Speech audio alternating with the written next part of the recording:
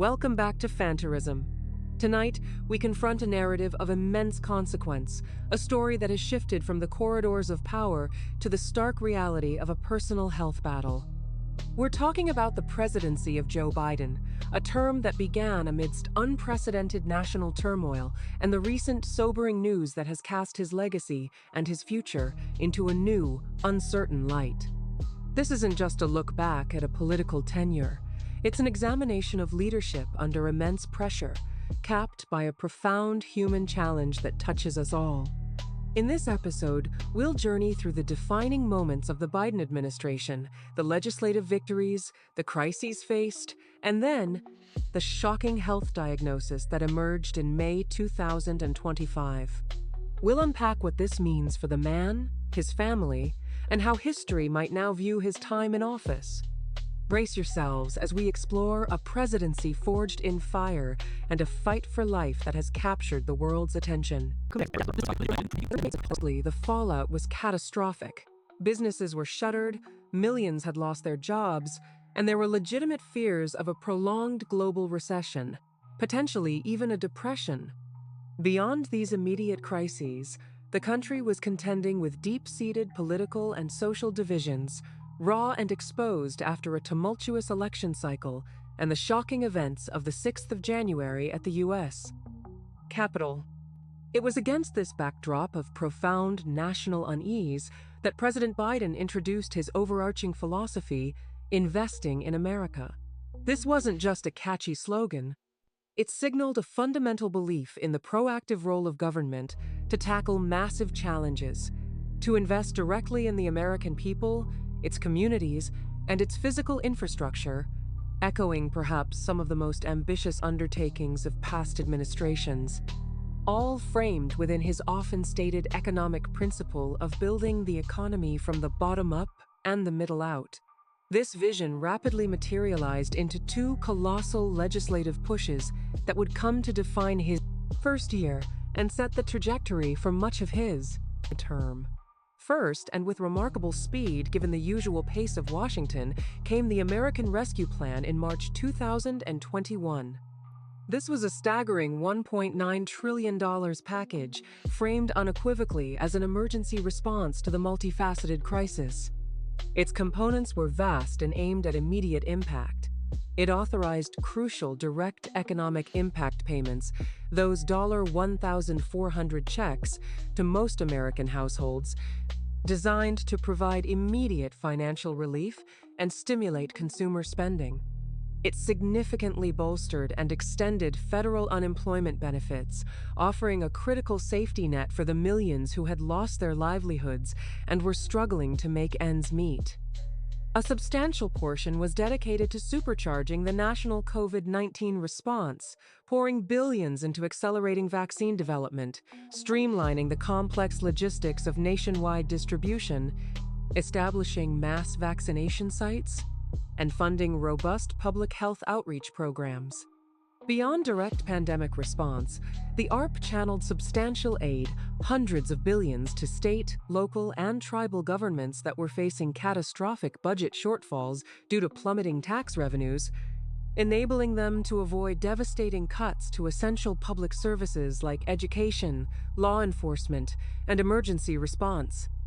It also included vital support for small businesses, many teetering on the brink of permanent closure, through enhancements to programs like the Paycheck Protection Program and new grant opportunities.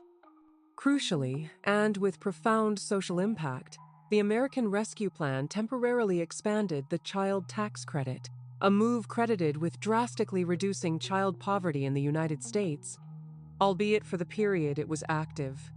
The stated goal was multifaceted: provide immediate relief to families, prevent a deeper, more prolonged economic scarring, ensure a more equitable recovery, and mount an overwhelming public health offensive to finally gain control over the virus.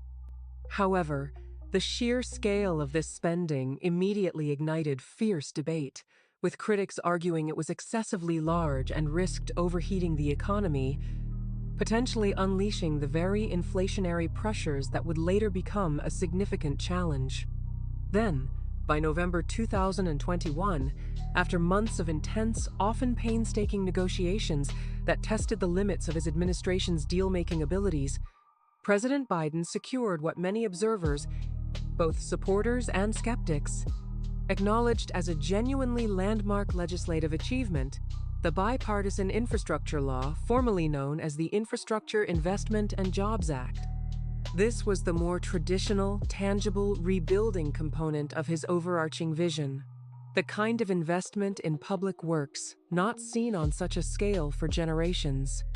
We're talking about a commitment of over $1 trillion, strategically phased in over several years, allocated to the monumental task of modernizing America's often crumbling and neglected physical infrastructure. The scope was immense. It included hundreds of billions for repairing and upgrading the nation's deteriorating roads, bridges, and railways, many of which were decades past their intended operational lifespan and posed safety concerns. Following those massive foundational investments with the American Rescue Plan and the Bipartisan Infrastructure Law, the Biden administration still faced a daunting economic landscape. Inflation was surging, becoming a painful reality for everyday Americans, even as job numbers looked strong. At the same time, the clock was ticking on global climate goals. How did President Biden attempt to navigate this treacherous economic tightrope while simultaneously pushing forward with his ambitious climate agenda and other key domestic priorities like bolstering American manufacturing? What were the next major legislative gambits? You're absolutely right. The period following those initial foundational acts was incredibly challenging, defined by that very tension between ongoing economic recovery, the unexpected surge in global and domestic inflation, and the administration's unwavering commitment to long-term strategic goals, particularly on climate and industrial policy. Two more landmark pieces of legislation emerged from this period, both passed in the summer of 2022, and both with profound implications: the Inflation Reduction Act, IRA, and the CHIPS and Science Act. The Inflation Reduction Act, despite its name, became renowned for its sweeping climate and healthcare provisions more than any immediate, dramatic impact on overall inflation, which remained a persistent global issue. This bill, passed via the narrow budget reconciliation process, represented the single largest investment in climate and clean energy in American history, committing nearly $370 billion. It aimed to supercharge the transition to a greener economy through a wide array of tax credits and incentives. This included substantial credits for consumers to purchase new and used electric vehicles, making cleaner transport more accessible, tax breaks for homeowners to make residences more energy efficient with solar panels or upgraded appliances, and massive incentives for utility companies and manufacturers to invest heavily in renewable energy sources like wind and solar power, alongside emerging technologies such as green hydrogen and carbon capture. The ambitious goal was clear: to significantly cut U.S. carbon emissions by roughly 40% by 2030, thereby putting the nation firmly back on track to meet its Paris Agreement commitments. Beyond its crucial climate components, the IRA also delivered historic healthcare reforms. For the first time ever, it empowered Medicare to negotiate the prices of certain high-cost prescription drugs, a policy long sought by advocates, aiming to substantially lower out-of-pocket expenses for millions of seniors. It also extended crucial Affordable Care Act subsidies, preventing sharp premium increases that would have affected millions. To help fund these investments and address concerns about the national debt, the IRA instituted a 15% corporate minimum tax on very large, profitable corporations and aimed to strengthen IRS enforcement on wealthy tax evaders. While economists vigorously debated the extent and speed of its disinflationary effects, its long-term, transformative impact on America's energy landscape and healthcare cost structures was projected to be substantial. Running almost in parallel and driven by equally pressing national concerns was the CHIPS and Science Act.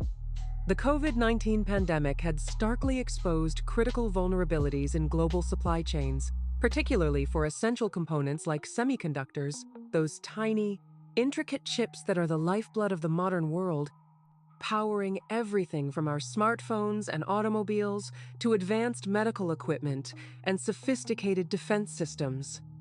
The United States, which had once pioneered and dominated chip manufacturing, had seen its global production share plummet, leaving the nation heavily reliant on, and vulnerable to disruptions from, East Asian suppliers. The CHIPS Act was a direct, strategic response, seeking to reverse this decades-long trend by investing over $52 billion to catalyze domestic semiconductor manufacturing. This funding included grants for building and expanding fabrication plants, substantial support for research and development in advanced chip design, and investment tax credits.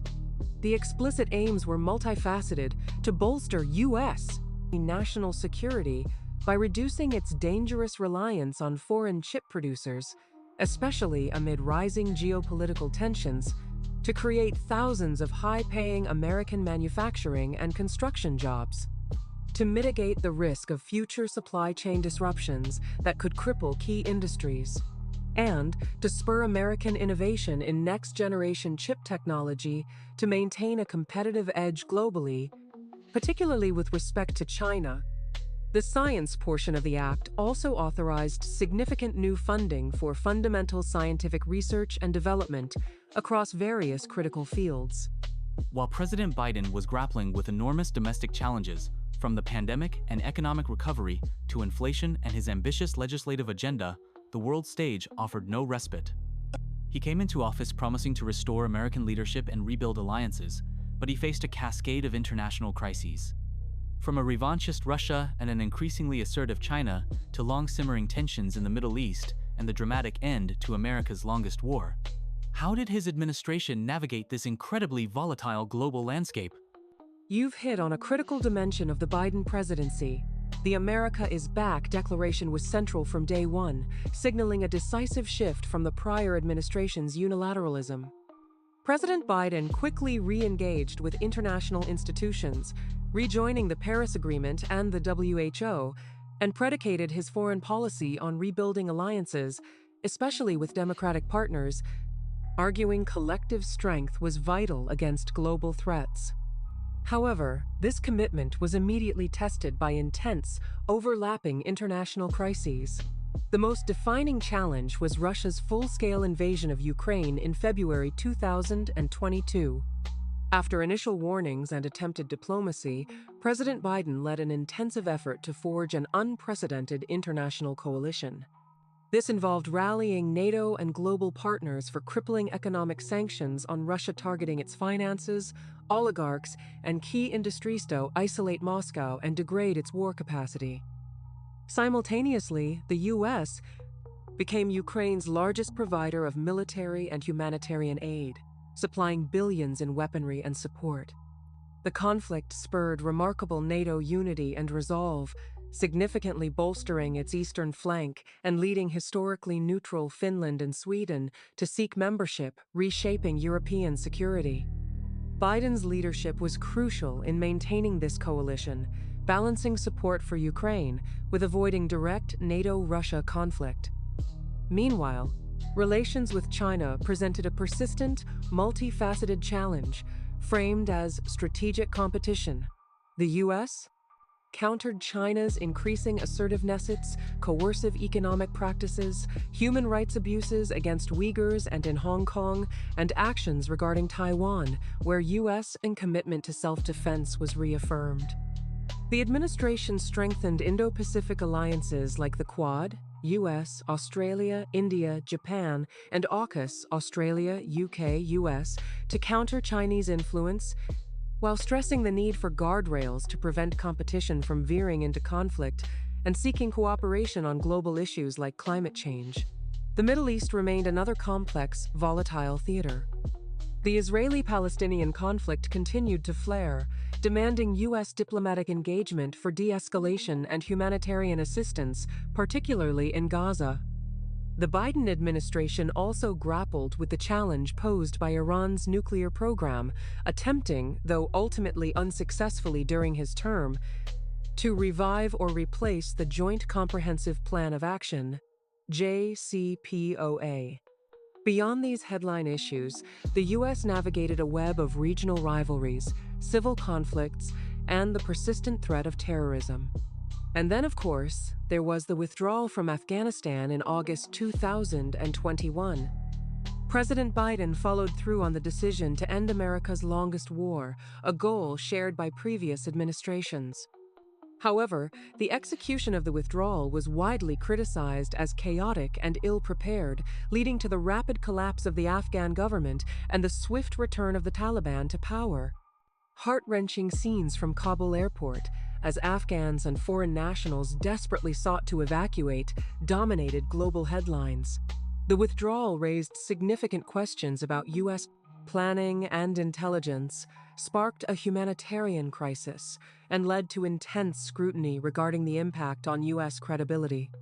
The administration defended the decision to leave, arguing an indefinite U.S.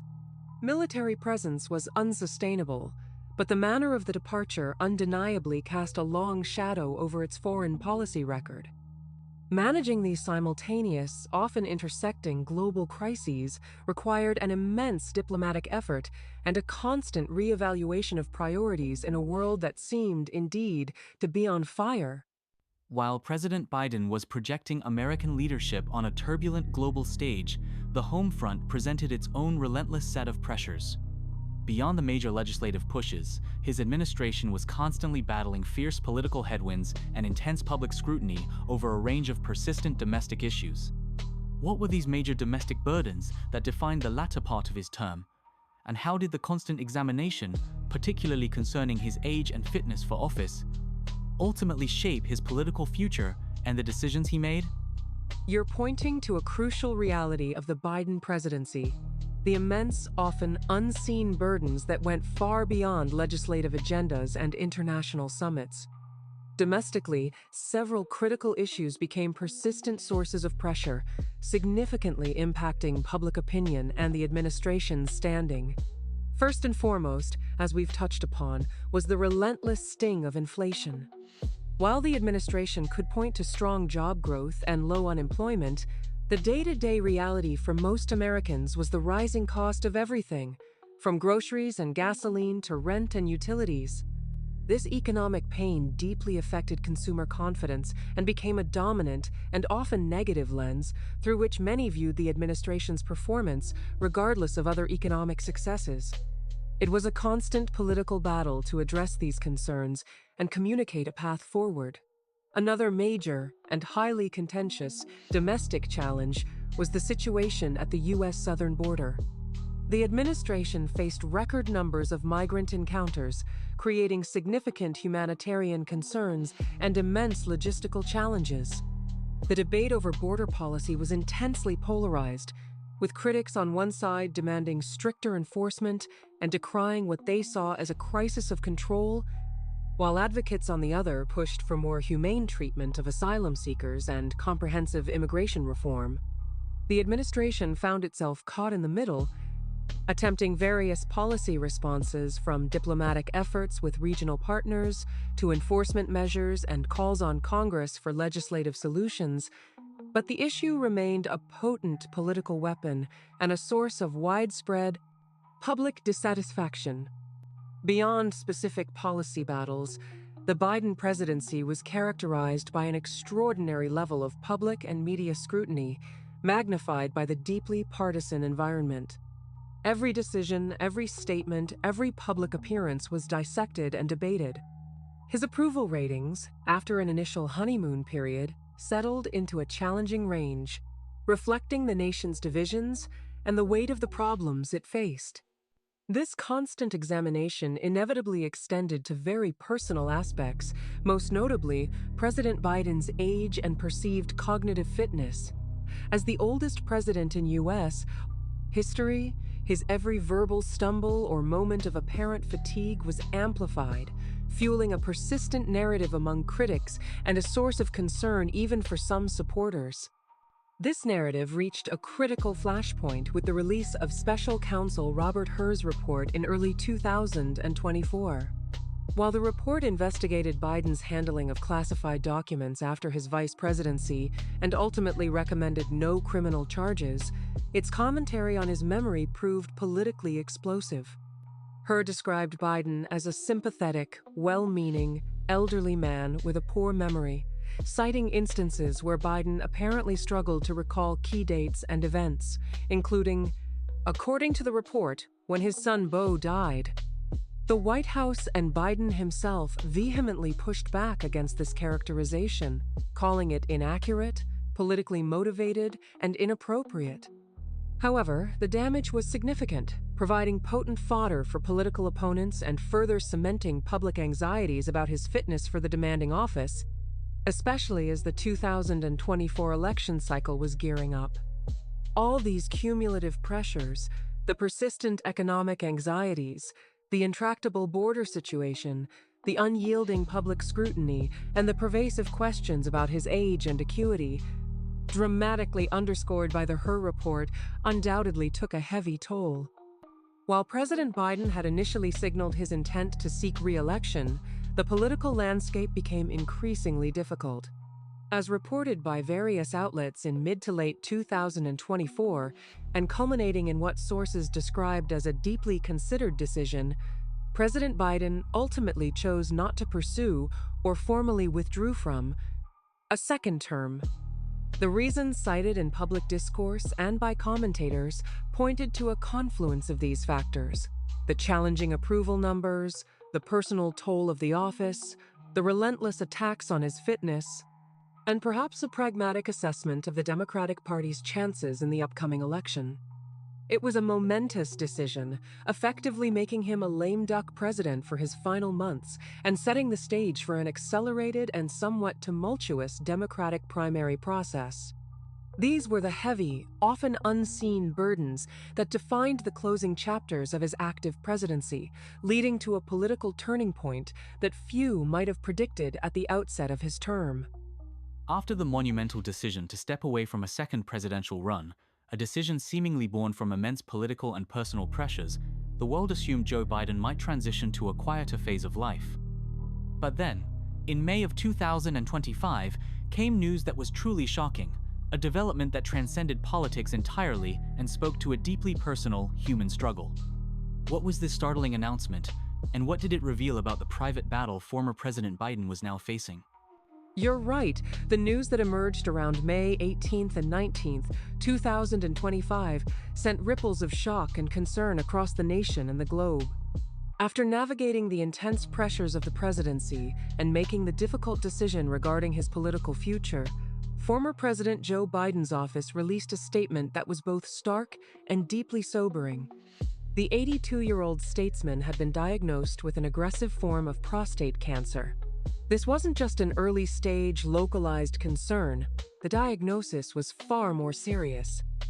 According to the official statements and subsequent reporting, the diagnosis came after Mr. Biden had been experiencing increasing urinary symptoms, which prompted medical evaluation. Doctors discovered a nodule on his prostate, and further tests, including a biopsy, confirmed the presence of cancer. The details were alarming. He was assigned a Gleason score of 9, which on a scale typically ranging up to 10, signifies a highly aggressive, poorly differentiated cancer where the cells look very different from healthy cells and are likely to grow and spread quickly. It's categorized as grade group 5, the most severe. Compounding the gravity, the cancer had metastasized, meaning it had spread beyond the prostate gland, specifically to his bones. This immediately classified it as stage 4, or distant metastatic disease. There was one crucial detail, however, that offered a significant avenue for treatment. The cancer was determined to be hormone-sensitive. This means its growth is fueled by male hormones like testosterone, and therapies aimed at reducing these hormones can be effective in slowing its progression. For context, the prostate is a small gland in men that's part of the reproductive system, and prostate cancer is one of the most common cancers in American men, though many forms are slow-growing. Mr. Biden did have a prior history with less serious cancers. In February 2023, he had a common type of skin cancer, a basal cell carcinoma, removed from his chest, and in November 2021, a benign but potentially precancerous polyp was removed from his colon during a routine procedure. But this new diagnosis was of an entirely different magnitude. The news carried a particularly poignant and tragic irony. Joe Biden had long been a passionate champion in the fight against cancer, a cause deeply personal to him following the heartbreaking death of his son, Beau Biden, from brain cancer in 2015. As vice president, he spearheaded the Cancer Moonshot Initiative, and as president, he relaunched it with renewed vigor, setting ambitious goals to end cancer as we know it and halve cancer death rates. The image of this determined advocate now facing his own aggressive form of the disease was profoundly moving and underscored the indiscriminate nature of cancer. Medical experts quoted in reports at the time, like Dr. Matthew Smith of Massachusetts General Brigham Cancer Center, characterized metastatic prostate cancer like this as very treatable, but not curable. While the 5-year relative survival rate for distant prostate cancer hovers around 34 to 37%, according to organizations like the American Cancer Society, outcomes for individuals can vary widely. Dr. Smith had also mentioned that patients with metastatic prostate cancer can often live for 4 or 5 years, though this is a general observation. The hormone-sensitive nature of Mr. Biden's cancer was seen as a positive factor, as hormone therapy, androgen deprivation therapy, is typically the first line of attack and can be quite effective for a period in controlling the disease and alleviating symptoms. Most men in this situation, experts noted, would be treated primarily with drugs hormone therapies, potentially followed by newer hormonal agents, chemotherapy if the cancer becomes resistant, or targeted radiopharmaceuticals for bone metastases rather than surgery or radiation directed at the prostate itself, given that it had already spread. Of course, Mr. Biden's age, 82 at the time of diagnosis, would also be a significant factor in treatment decisions and his overall ability to tolerate aggressive therapies. This unseen battle had suddenly, and very publicly, become the central challenge of his post-presidency life. We've traced a presidency born in crisis, marked by ambitious legislative efforts both at home and a relentless series of challenges on the world stage, culminating in a deeply personal decision about his political future. Now, with this sudden and grave health diagnosis for former President Biden, how do we begin to summarize the impact of his single term in office? And more poignantly, what does this diagnosis of aggressive, metastatic prostate cancer mean for his future, and how might it reshape the way his presidency is ultimately viewed? It's a profound moment to try and encapsulate such a consequential period, especially with the very human and immediate news of his health battle now at the forefront. When we look back at the presidency of Joe Biden, from January 2021 to January 2025, it's clear it was an administration that aimed for truly transformative change, often in the face of almost unprecedented headwinds.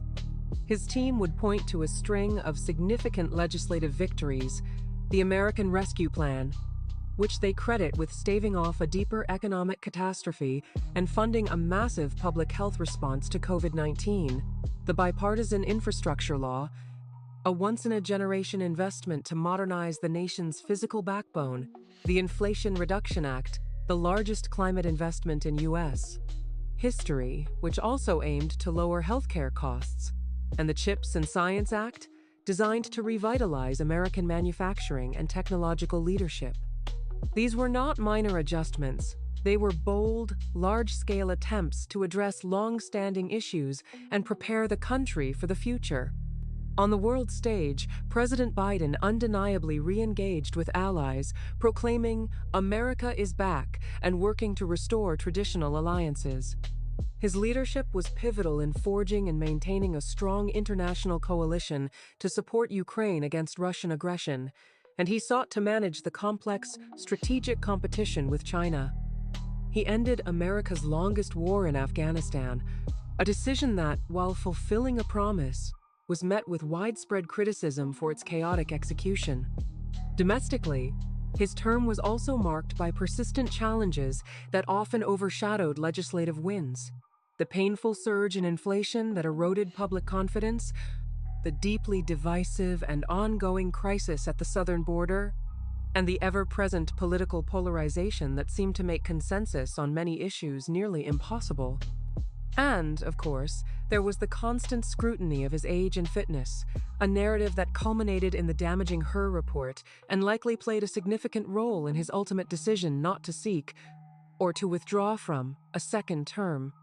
His presidency, therefore, will likely be remembered as one of immense ambition and significant legislative output, achieved against a backdrop of profound national division and unrelenting crises. Now, this recent diagnosis of aggressive metastatic prostate cancer at the age of 82 casts everything in a new, deeply personal light. It's a stark reminder of the human vulnerability that underlies even the most powerful figures. In terms of his legacy, this battle may add an unexpected chapter.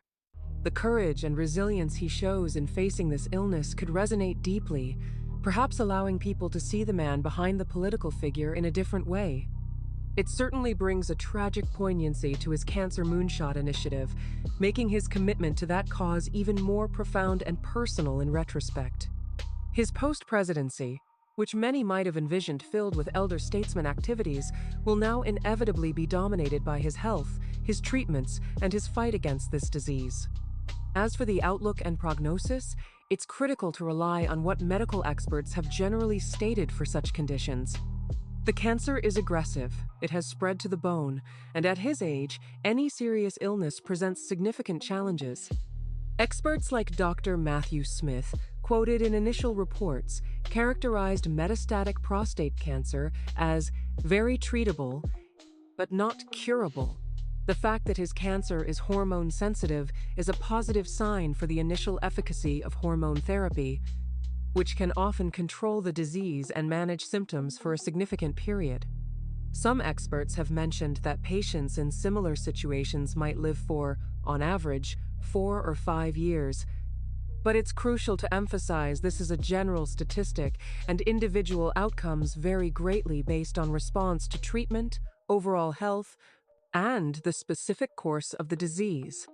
The primary goals of treatment in such cases are to slow the cancer's progression, extend life as much as possible, maintain the best possible quality of life, and alleviate symptoms. There's no doubt this will be an arduous journey for him and his family.